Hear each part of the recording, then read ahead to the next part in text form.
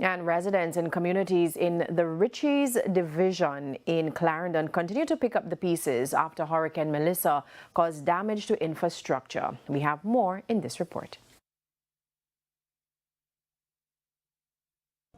Following the passage of Hurricane Melissa, the true scale of destruction across Richie's division, Clarendon, began to emerge. Roads were torn apart, homes flooded, and the community's primary school now stands with collapsed roofing and classrooms filled with debris. Principal of the Belcaries Early Childhood Institution says the hurricane destroyed the school, but classes are continuing despite the damage. All right, since the hurricane, we have to have school. But under the circumstances, I realized we have pretty much half of the school not functioning because of the hurricane.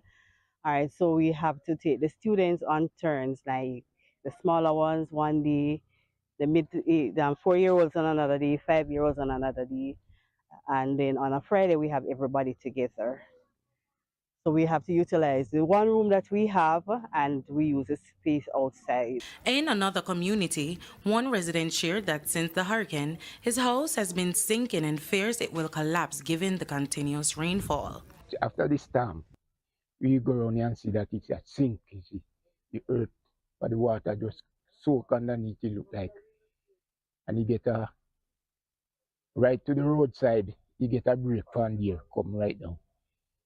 Right to the roadside. The water come down on the road and come right over. Maypen Mayor Joel Williams has been visiting the affected areas where the roads have also been damaged. The damage to breakaway is huge, bigger than what we would have seen on the other side of the parish.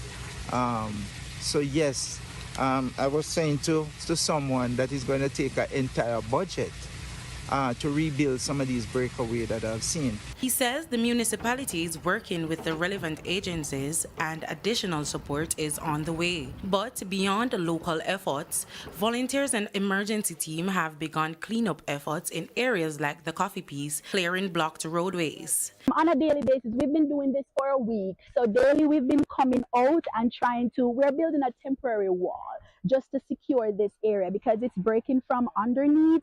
So for right now with the wall, at least we can pass by knowing that we're not going to go over. So I think we've had a few guys in the community come out daily. We eat, we drink, we have a good time, and we're doing this just for the safety of the community. And even as cleanup efforts continue, officials warn that the full restoration of the road and public facilities, including the school, may take weeks or even months. But the residents are proving that recovery starts with community. Yannick Williams, TVJ News.